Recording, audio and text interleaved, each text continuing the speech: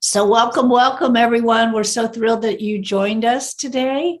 We have a really special guest and Cliff Morgan has invited him. So Cliff, would you please introduce George to everyone?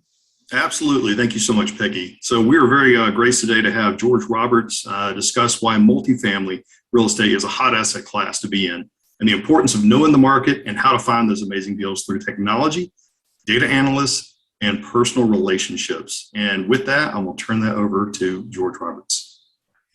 Well, thank you very much, Cliff, for that amazing introduction. And I guess we'll head right into it. So finding amazing deals in multifamily. Thanks. All right. So I'll tell you a little bit about myself. And the idea here is just to give you the idea that I'm a lifelong tech guy. But what I really prefer to do is work with people. So as much as I think technology is an amazing way to find deals, I really think that the people And then approach, it also has the breakdown of everything else as well. Like, what's the? Oh, I think somebody's going to need to mute. Yeah. Okay. All right. Again, yeah. So I started in microbiology, discovered protein-protein interactions, became a network scientist. So this is really the tie-in here. I like to be that hub that connects people together. So reach out to me if there's somebody I can connect you with. But again, more than anything, I realized in my W-2 career that the greatest rewards in life go to the visionary, the leader, and the entrepreneur. And so I began to develop those people skills that have helped to propel me to my current success. All right, so as promised, I'll talk about why multifamily is an amazing asset class. And more than anything, it is the short supply. The Great Recession knocked experienced builders out of the game, and it's really falling to a new generation of builders to come to the rescue. If you take a look at some of our stats from January 1968 up to what I'm going to consider the beginning of the housing crisis, that's when we fell under 1.5 million units and stayed there. If you add up the diff below that line, you'll find that we have about 8 million missing units. Some people will tell you it's a little closer to 5, but those people are only looking at household formation. And if housing weren't relatively overpriced right now, we would have had a whole lot of new household formation that we just didn't see. So I want to say, whether you believe it's 5 or 8 million, we have a significant shortfall. And what that means is that in the meantime, rent is up. Now, when we look only at housing completions, the blue line in the prior, it doesn't really tell you about where we're headed. So let's take a look at that leading indicator of housing starts here in red. And you'll notice a few things. Obviously, it is a leading indicator. You'll notice that we peak with starts before we peak with completions. And also we have about 3% fewer completions. So those are some things you want to look for in the data. But what's most important here is to notice that this diff is increasing. And we should expect that this blue line is about to come up. So we're still not quite producing enough homes to replace. And again, that's going to be at a rate of about 1.5 million a year. But I think we may be ahead of that in a short time frame. So what does this really mean for us? What it means is that I don't see prices coming down until we address this major shortfall. I'm not going to say that we have to get 8 million units ahead or catch up 8 million units before housing prices can fall. But I don't see how we're going to have any sort of a meaningful decline in prices until we at least address a large proportion of that shortfall. All right, so again, what does this mean? It means that rent is up. So you want to see the direct effects of this, whether you're looking at the overall rental scene or the renters by necessity or the lifestyle renters, boom, we're seeing rent increases that we haven't seen for a long time, actually ever. Wow. Great time to be in multifamily. So why is the short supply, or why is the supply so short? So part of it is that the builders haven't been building, but we're also using homes for things that we haven't been using for in the past, like short-term rentals. Also, with flexible work, people want to have a cabin in the country. And we also have a great migration going on. All of the things add up to the fact that there's more pressure on housing than meets the eye. Now, when you start looking for your deals, make sure that you understand that rents will increase in the short term, but wages take a lot more time to increase. Businesses can react to inflation by raising prices, passing that on to the consumer, but your ordinary wage worker, it's going to take a lot of time for them to catch up. So you want to make sure that you have some room to grow here. So you want to look for markets where the median income is well over that 10 over third target. So the idea here is you want to have your tenants, when you screen them, you want to make sure that the rent is no more than 30% of their gross income. So if you're right at that level and you're investing in that market, you may see that you're not able to fully benefit from the rent increases that are going on across the country. All right. I think I do want to sort of move on a little bit. I'll tell you a reason maybe not to invest in multifamily, and that's that we have lower cash flow. Take a look at the cap rates here for apartments versus retail, industrial, or office, and we have much lower cap rates. And with inflation, we could easily see an issue of rising cap rates, and nobody wants to see that when you're on the sell side, because it means, ouch, the value of your property just went down. Now, I believe that the sort of rent increases that we're seeing and that I believe we're going to continue to see means that multifamily will continue to drive very strong returns. But I love that chat that we had just before we hit the record button about senior living. That's another amazing asset class. And I'm certainly looking to branch out into other commercial real estate asset classes. And I think any of you who are currently in multifamily should at least be looking to do that in the future. But I do believe we still have a decently long runway. All right, so now let's get into question. Okay, sorry, maybe that was just somebody unmuting. Let me know if you have a question. So how do you find the deals? So if you're looking in the 100 unit and up space, you're going to have to do a lot of analysis,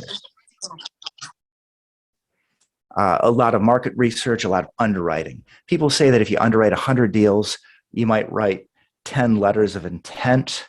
You might get 5 to the best and final round, and you might have 1 accepted offer. I'll give you a couple of resources here. If you don't have an underwriting resource, one is the Michael Blanc SDA, and the other is from Spencer Burton. Now, the second one is 100% free, and Spencer's amazing. I mean, he will walk you through how to use his spreadsheets. The SDA, I like that because it's kind of easy. A lot of people know it, and I think in many ways it's a very good first step. Now, if you're going to take this approach, you really need to grind it out, because until you develop great relationships with brokers and you're seen as a closer, it's really, really hard to see those off-market deals. Once you become known as a closer, then it's a lot easier. But you got to remember that only a few people in each market are going to see the vast majority of those off-market deals. I also give you a quick reference here from Bo Beery, Multifamily Investors Who Dominate. And this is a great book about how to find great deals by getting on the good side of the broker, being a great buyer. But again, that's not a beginner's game. So if you're watching this saying, how do I break into multifamily? This is probably not where you want to begin. And coming from financial modeling myself, I want to throw a little cold water on my field here. Warren Buffett likes to say, beware of nerds with calculators. So what does this mean? It means that when you are out there looking for these amazing deals, it's easy to fool yourself. Great idea to get a second set of eyes.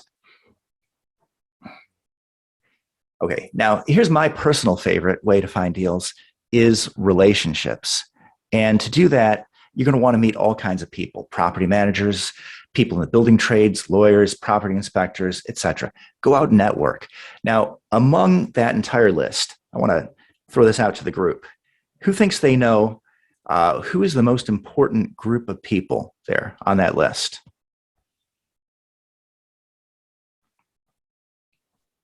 Property manager. That's what I would say. 100%, Peggy. And the answer is that all those other people on that list, they probably see the deal once it's already in play. If you want to find those off-market deals, those property managers, great to be in good with those people. Love property managers. Other thing you can do is mailer campaigns. So one thing that I've seen success with is including a photo of your family. I know somebody, a friend of mine, who actually got a dock. She doesn't live on a lake, but she got a dock on a nearby lake because she mailed everybody who had frontage on that lake. And she included a picture of her small children and said, hey, I want to get these kids out on the water. If you got an unused. So again, it's all about building relationships, even if you're using something that looks impersonal, like a mailer campaign. Okay, here's a great one. You want to go, what you're really doing this for, the reason that you're in this game is find the mom and pop owners who are managing inefficiently. So you can look for things like poor design decisions. You see something like carpet or things that are out of date, rundown amenities on apartments.com. That might be the one you want to go after. Poor operational decisions. You see an on-site PM for less than 80 units, financials on napkins. I mean, watch out. If you go this route, you're going to find that you're stepping into an entirely different world. So if you can't value the property in terms of the NOI, then you're going to have to do a really great rent comp analysis. But one of the great things I love about these mom and pop deals is that a lot of times they have month-to-month leases. So if you do have a significant loss to lease, you can come right in and start raising rents out of the box. Can't do that when everybody's on a 12-month lease. Now, I've been talking about mom and pops. Slumlords are another matter. You're going to see a lot of deferred maintenance with mom and pops because that's not their business model. They're not there to renovate the property, drive the NOI. But with slumlords, you're going to find some dangerous deferred maintenance. So you're going to have to look really carefully, try to understand who you're dealing with. And I think that'll help you when you get to the due diligence phase. And then I'll tell you a little bit about my personal experience with this.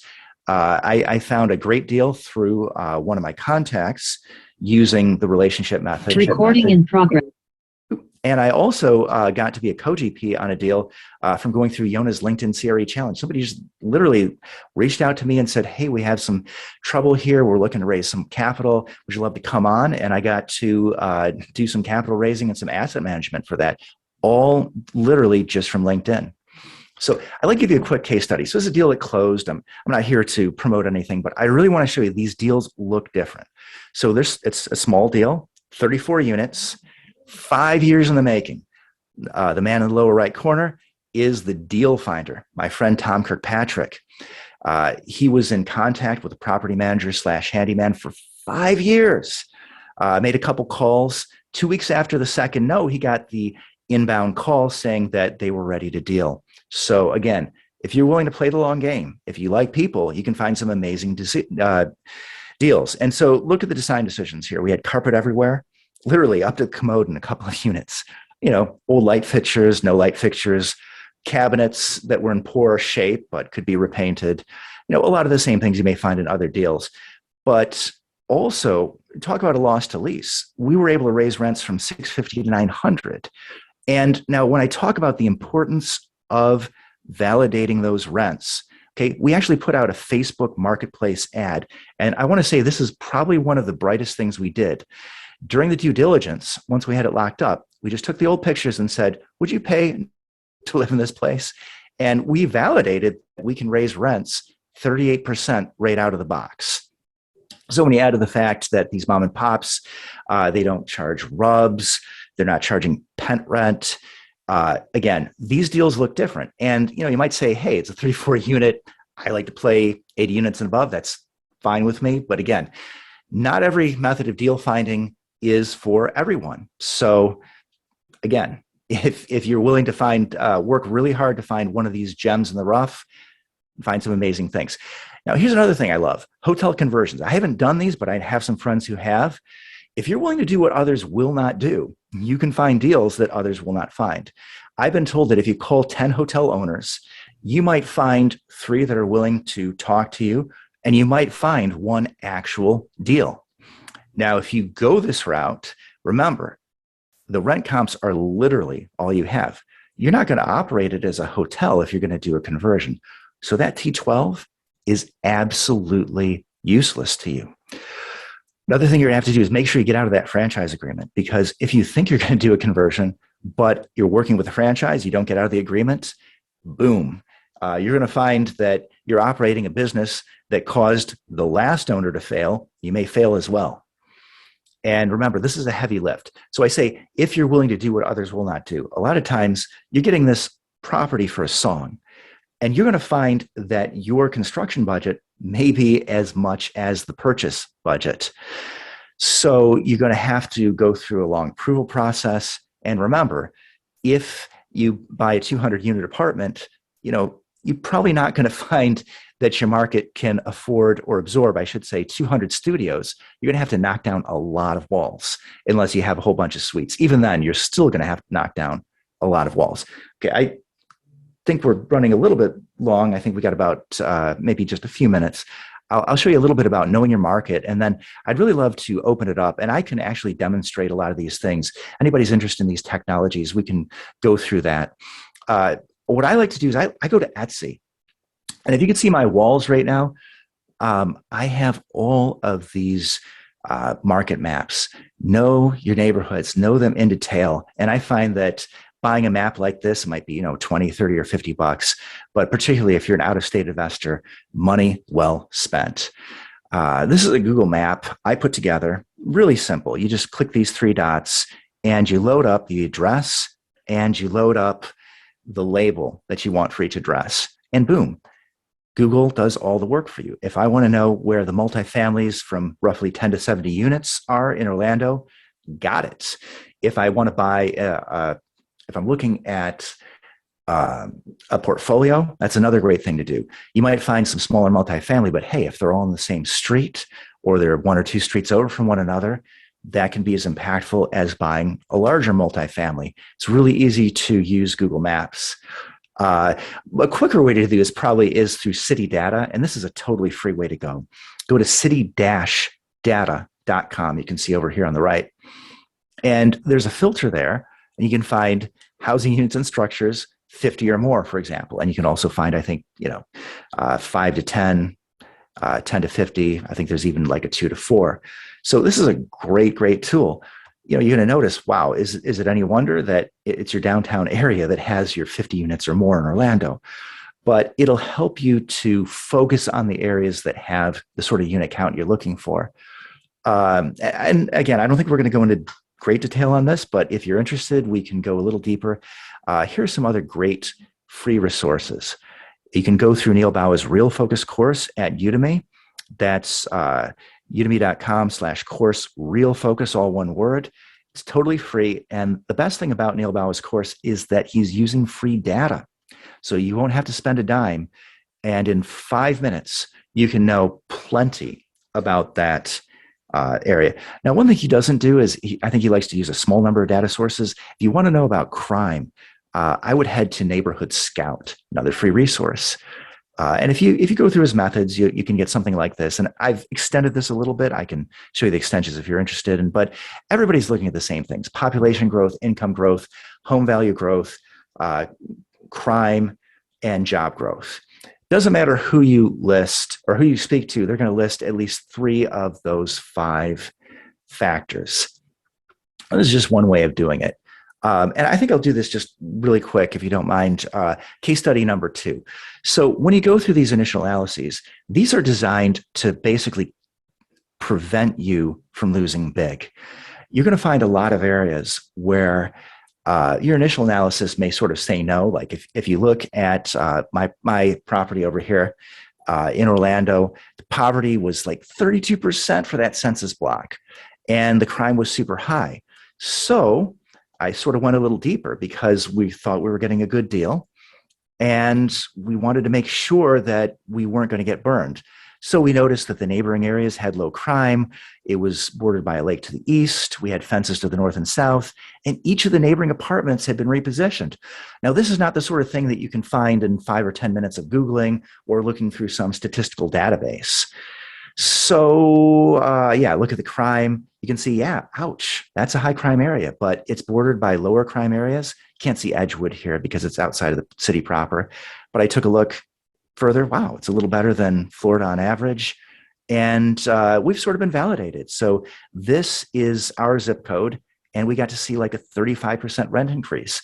So again, I'm showing you this to give you the idea that these sorts of methods really do work, but you sometimes have to dig a little bit deeper. And just if you're interested in connecting with me, best thing to do, just find me on LinkedIn. I'm George Roberts III, PhD. You won't have any trouble finding me. So I think with that, I think I'll end, actually maybe end the share. What I can do is I keep those slides up. If you have any questions, might be a great way to dig in if you had anything that you were particularly interested in. George, thank you so much. I just wanted to kind of tag on to one of the things you were talking about, the crime rate, because I've done some digging in crime rates before, and they can be a little deceiving. So when you see crime in an area, I look for the type of crime that exists in an area. Is there a lot of violent crime, or is it just assault, a mugging, something like that? And then what's the concentration of that crime and the frequency of that crime? Because every city does have crime. And some people, when they first start digging into that, they might panic a little bit in an area thinking, oh, it's got crime. I shouldn't look in this area. But every area does, and there's other factors to consider outside of just it having a crime rate. Yeah, excellent point. If I was actually looking at a deal as opposed to just going through the neighborhoods and saying, these are the neighborhoods in Orlando that I'm interested in, I would definitely look at the local crime reports, and they can be extraordinarily detailed. It's great. I have a question. Well, I have a couple actually. Has to do with the build out. So people are migrating here and migrating there and wherever they're migrating. You didn't talk about that as part of the building of 8 million units. Whoever's doing the construction, isn't that something they should be looking at? Because I notice a lot of people it seems like a lot of people are leaving the north, and then we've got people that are actually moving into Ohio, which is not a bad thing because there's some good companies coming in there. But so comments, please. Migration is very important. I didn't have any slides for that, but one of the things you can do is look at the migration reports. What is it? U-Haul. U-Haul has a good one. Thank you. United Van Lines has another good one. I like U-Haul because it goes up to about $75,000 per year income. And then United Van Lines typically hits $75,000 income and up. So both those are really good for understanding migration. Exactly. I want to give a quick shout out to Cliff because we've had a chat about this, and he cued me into the United Van Lines. That's an outstanding report. And again, it all depends on your market. I mean, if you're looking at the more Class C stuff, doing a light reposition, maybe the U-Haul is more important. But if you're looking at the Class A and Class B, or you're doing a heavier reposition, looking to end up with something Class B, that United Van Lines is really amazing. So yeah, I think that is one of the things that is exacerbating the trends. People are just moving like crazy. And part of this, I think, is pent-up demand. If you look at how people have behaved since the Great Recession, they've been staying in place longer. But now, all of a sudden, coronavirus, wow, we have this sort of great reset. Everybody's moving. A lot of people. I mean, I'm from Michigan, and I know people personally, people from California. They say, we're getting the hell out of Dodge. They don't like the fact that everything was shut down. They don't like the way that businesses are being treated.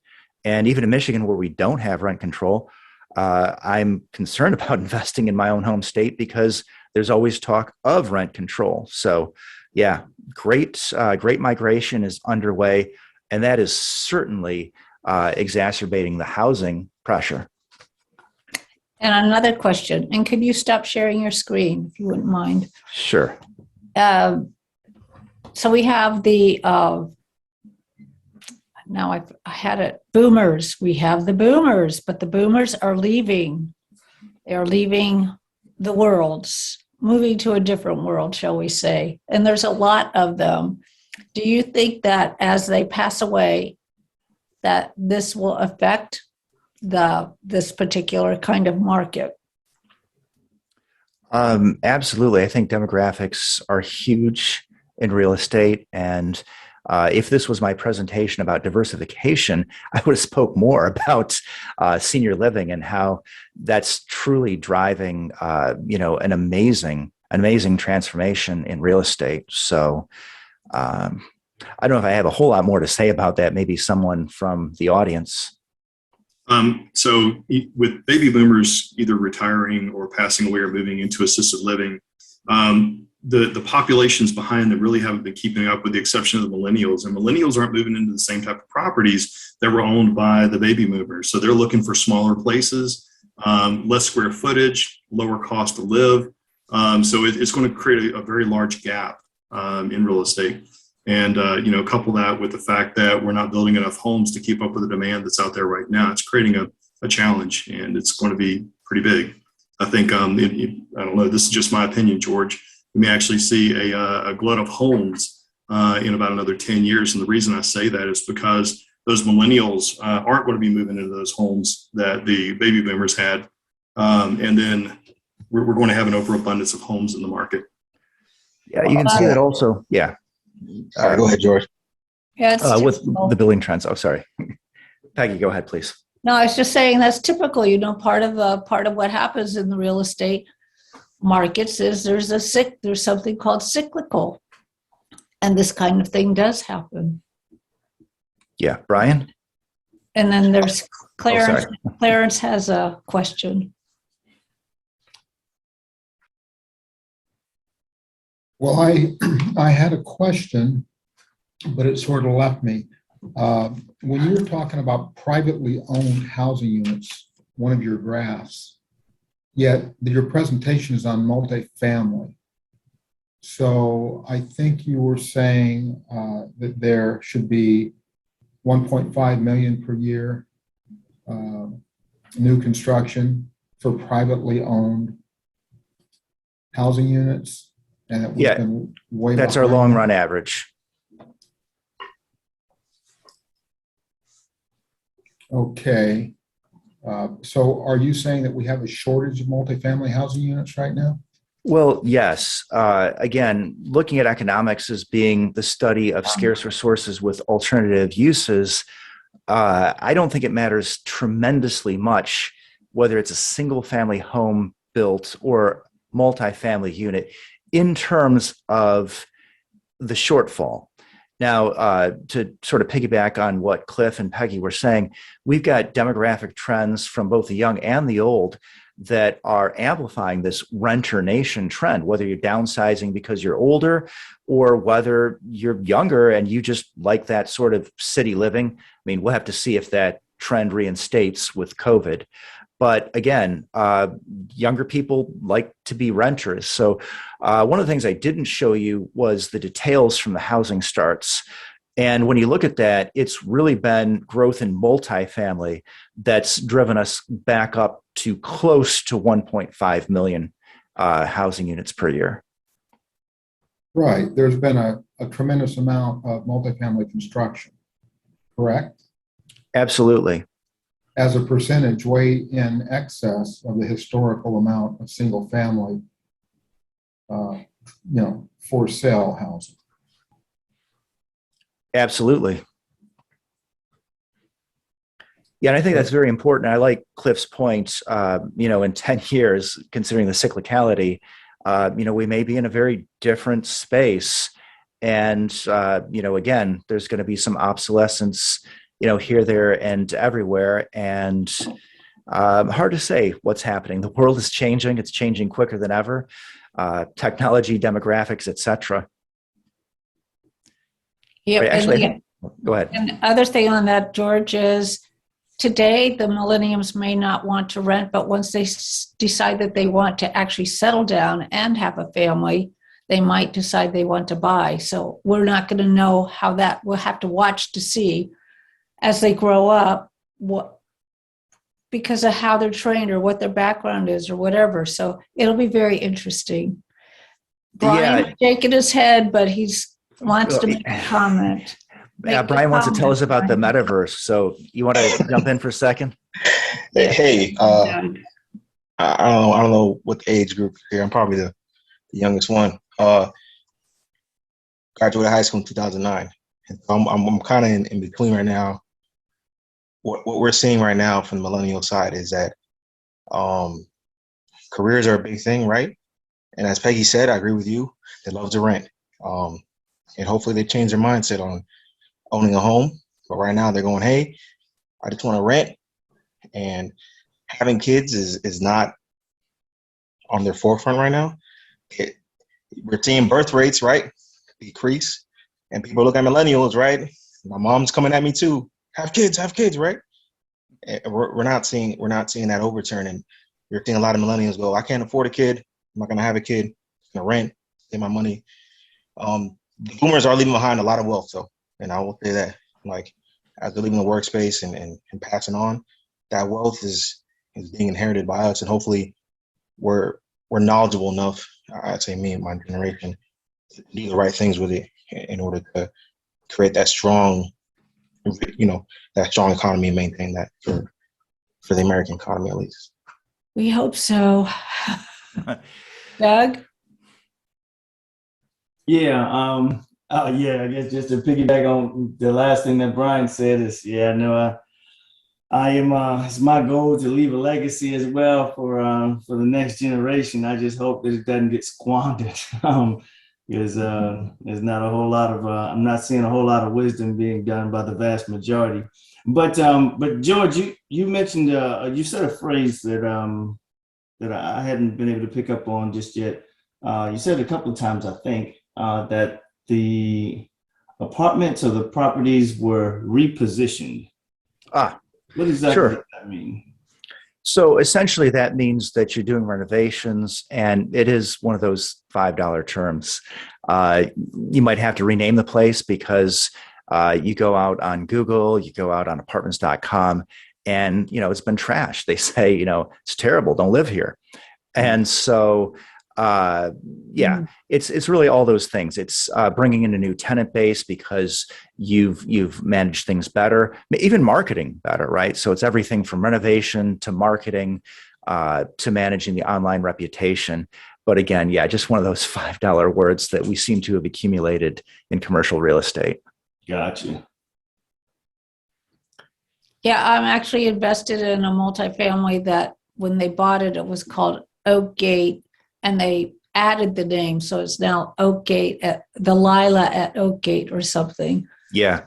So they want you to know it's still that. So it didn't have a terrible reputation, but they did want you to know it was under new management. And that was a subtle way to do that.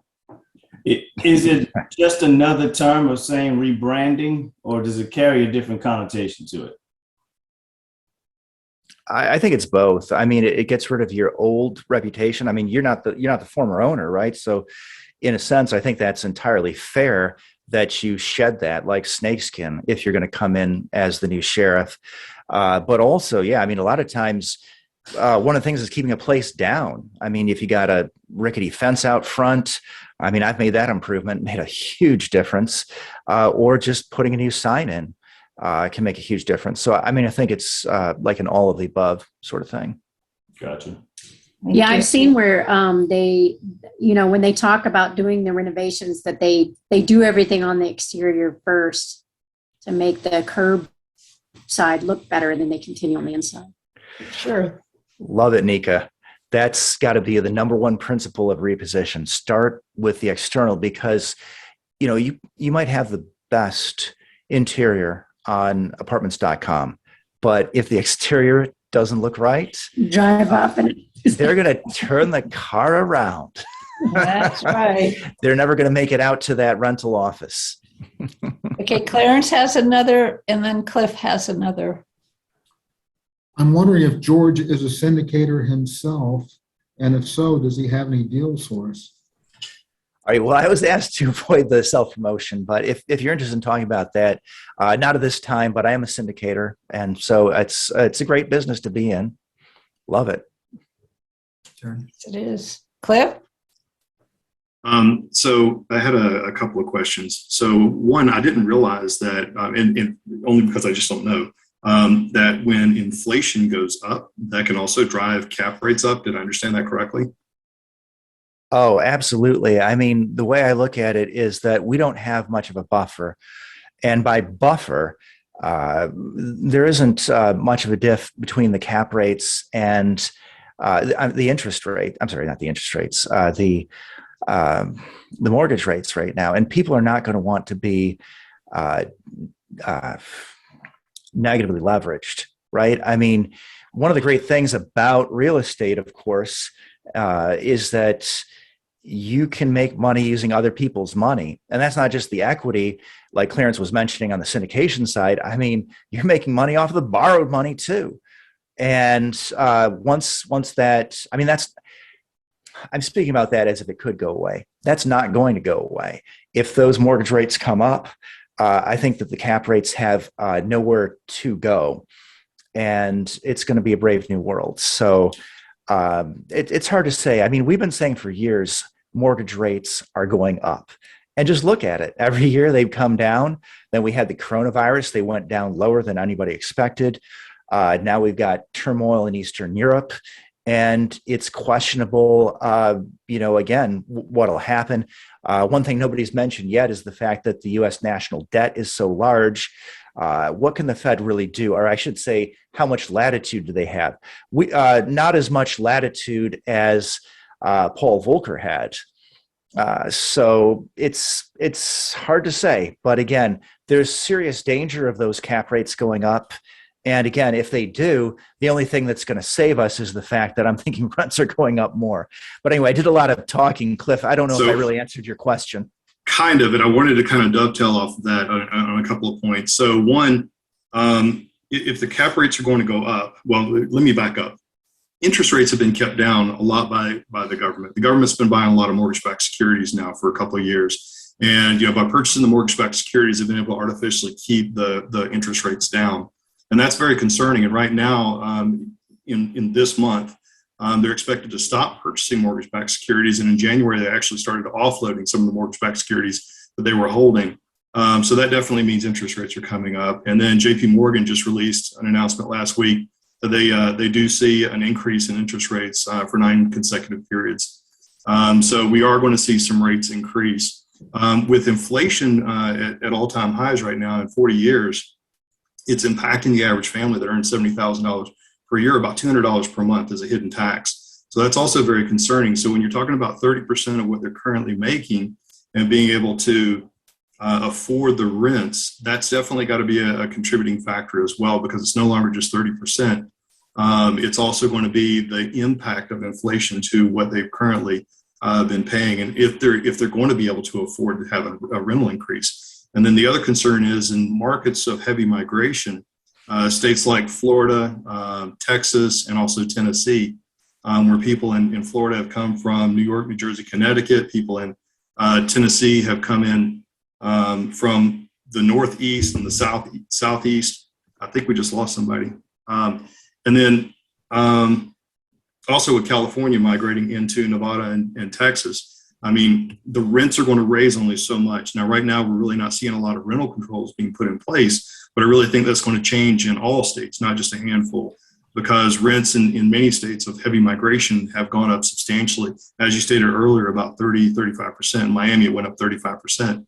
So I guess my concern is if the cap rates do suddenly go up and the investors have actually planned on having an exit strategy at a specific year, that's going to impact their ability to exit profitably. And how are they going to be able to do that? Because there's no room to raise rents. The cap rates are down when they buy, and they're going to go up at disposition. So my thought is we may actually see some multifamily properties upside down, which could create opportunities for new investors. Am I on a good path, or am I totally off base? Well, I love your analysis, and I like to stay so far away from those areas that I think might end up upside down, which is why I'm looking for those areas that there is a large room to grow. But yeah, I already think I see I think I already do see this sort of reorganization going on in a smaller way. I've heard so much more about what I call the middle band of the country, right? Everybody was excited about Georgia, Florida, North and South Carolina, but I've been hearing a lot of great things about Indiana. I've been hearing a lot of great things about Kentucky, and this sort of upper South, lower North band of the country is becoming more and more interesting to me because we haven't yet seen those extraordinary price increases. And those areas, I think, are particularly sensitized to that already because they have the lowest cap rates. I mean, you have some other areas in the country that, for reasons of obvious undesirability, the cap rates are a lot higher and wouldn't be the first to be impacted. So I don't want to go to those areas that have the high cap rates. I don't want to be in the areas that have the super low cap rates. And I'm trying to migrate more to that middle band of the country where I think things are a little bit more reasonable. But yeah, I think beautiful analysis. And if I didn't make it clear already, if you want to talk to somebody else who can take you really deep through market analysis, talk to Cliff. Yeah. Thank you, Thanks. Cliff. And Nika, and then Doug. I don't know if Clarence has another question or not, but we do want to welcome Tom Kirkpatrick, who is the big star for George. And That's you right. got talked about a lot today. And so so you heard about how great Tom is, and we just want to let you know that he is here with us today. Came in a little late. Yeah. Good to be here. Good to be here. Thanks. Thanks, Tom. Nika? So I kind of had that question about the relationship between the cap rates and what the multifamily are offering as returns to the investors. Can you speak to that kind of the relationship of when you look at it, like when it makes sense or when you can, kind of glance and go, wow, that's like, there's no way they're going to be able to achieve that. Right. So when I'm looking at the returns for these properties, essentially it's how much I can push the NOI. I mean, the cash flow it's one of the things that's great about real estate, but I mean, we're getting to the point where things are really compressed. And, if your plan is just to get good financing and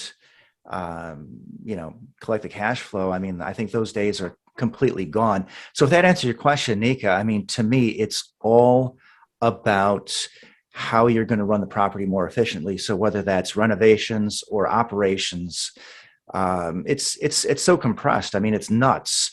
The only reason that I still see real estate as a place to invest, it's kind of like what Winston Churchill said about democracy. I mean, it's the worst system, except for all the others. Oh, that's great. Doug? Just something real quick about what Cliff said here. When I heard him say a mortgage-backed security, the first thing that popped into my mind was a performing note. But just a quick Google, I can tell it's like, okay, it's not a performing note, but I can't tell exactly what it is either. Is that a quick explanation, or does that take a while? What exactly? A good topic for another day. Security, yeah. All right, fair enough. I was going to I could see Cliff was getting ready to answer that question. So if we want to let that one aside, that's okay. Okay. So we've had the same 4 people asking questions. Anybody else have a question? They'd like to know more about any specific thing? We're so happy to have so many new guests here. So thank you for coming. I want to make sure I understand what just happened, Peggy. Did you guys decide that no, we're not going to answer that one? We're gonna set that up as another conversation. Gotcha. Right. Because we know that you will be happy to have that 45-minute discussion so that you truly understand it. We do want to bring on an expert in that.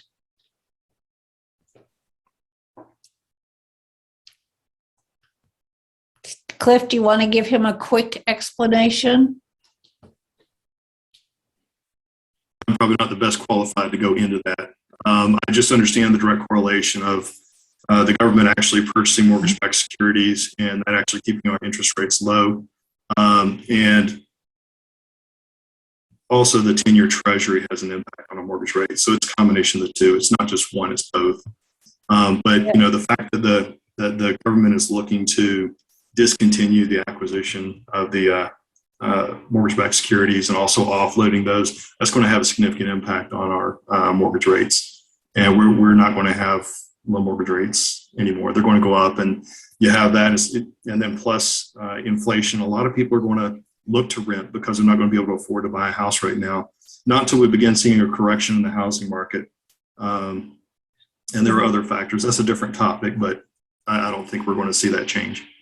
Doug, read a book called The Web of Debt by Ellen Brown. That'll probably just make you more confused, but have you read that, Brian? A buddy of mine suggested that to me, and yes, it is a crazy conundrum we're in right now, and it comes back years ago, and it's incredible to see where we're at right now. But it's good. Yeah. It tries to hone in, and it just kind of just leaves you there, like, all right, there's a lot going on. So I like the book. Doug, we'll see if we can find somebody that could speak to mortgage-backed securities. Yeah, no worries. I used to know somebody that worked for the feds that he worked for Fannie Mae or Freddie Mac or one of those guys, but I haven't spoken to him in years. We had a guest on, it was about 2 months ago, I can't remember his name, but he actually did a pretty thorough job of explaining it and the actual impact and why they purchased the mortgage-backed securities, and then the movement of money back and forth. So I actually came from the residential mortgage industry. I could give you a pretty good answer.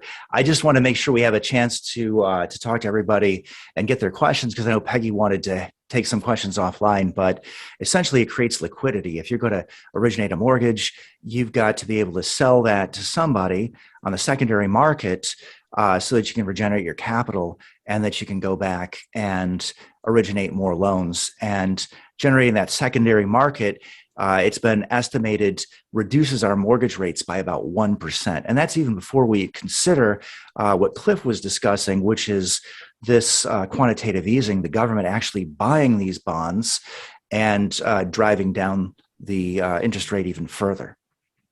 Yeah. Clarence, did you have a comment or a question? Well, not really, but I will make a comment. When the Fed buys mortgage-backed securities directly, they're just infusing new money into the system. It's just a method of money printing and dispersing money that wasn't in existence before they bought those mortgage-backed securities. So it's a lot of what drives inflation is expanding the money supply. And prior to 2008, they typically didn't buy mortgage-backed securities. They would just buy treasuries, but they started buying mortgage-backed securities, after the great financial crisis. They continued to do it, and that's part of the reason where we are today. The good news is it does lower interest rates and payments. The bad news is you end up paying more anyway, especially if you're a millennial, because you just pay a higher price for the house. So it's been a very self-defeating proposition, and that's why we're suffering.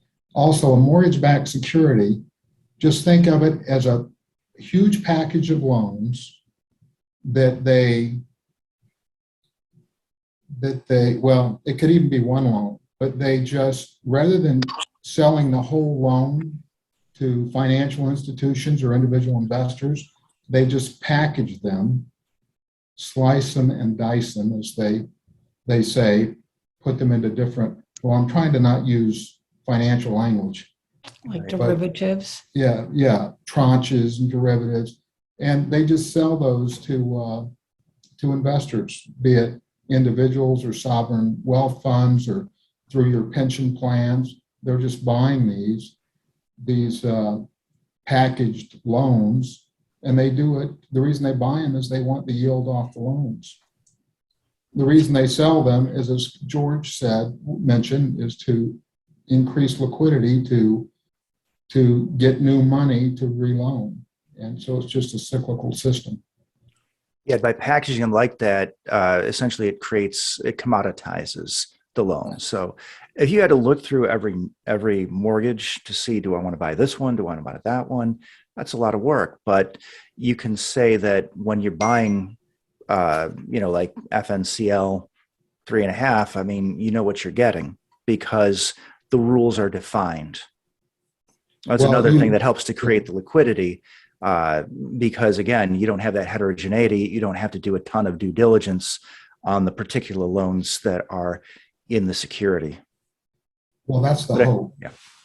Well, I agree with you there, Clarence. But again, just speaking in general, it does make the job a little easier. It's not like, trading notes, etc. That's again, I would say a little bit higher level investment function.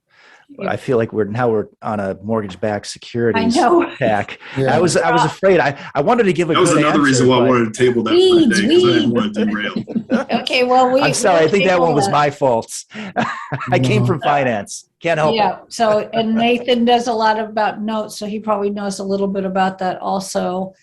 And so we'll find somebody to have that conversation. I know when I was in Dubai back in, when we were having the real problem in 07, 08, I was being given a ride by the head of finance, and he was very angry at America for selling them those bad notes, those bad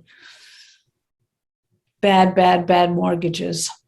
Well, I guess maybe that would be the ultimate question, Peggy. Maybe it's not beneficial to bring it to this group because is there anything that I want to invest in? That's the only reason why I would want to know. Well, you still want to know what it is so you know how to avoid it if you want to avoid it. And you want to know how to do your due diligence on it, which is basically what we talk about here, no matter what the subject is, what the asset class is, you must do your due diligence. And if you don't know enough about something, you still could end up making a mistake because somebody presented it differently than what it really is, and you didn't understand enough about it so that you did your due diligence and made that discovery, if that makes any sense. So are you saying that it's possible for me to purchase or invest in a mortgage-backed security and not realize that that's what I just bought? If you're going like into a fund or into a hedge fund, Gotcha. it's very possible. Gotcha. Right. And even beyond that, I mean, personally, I'm not a big fan of investing in mortgage-backed securities. The yields are low, but it impacts the entire system. That secondary market, it's impacting everything. And so you've got to understand the whole ecosystem. And that's why I would say you'd really want to look at the MBS. And if you're really interested in following up on Cliff's comments and looking what the Fed's doing, make sure you're also looking at commercial mortgage-backed security purchases because they'll break that out. Great. So George, what an interesting conversation we ended up having today. And I want to thank you very much for coming on. And I'd like to thank you asking Tom and several of your fans and followers to attend today. So thank you very much. My pleasure. It's been a real pleasure to be on your show. I love this, and I hope everybody subscribes, watch it on YouTube, and take a look at some of the prior episodes. They're really great. Thank you very much, George. What are we subscribing to, George? Oh, the Nest Egg Builder Show.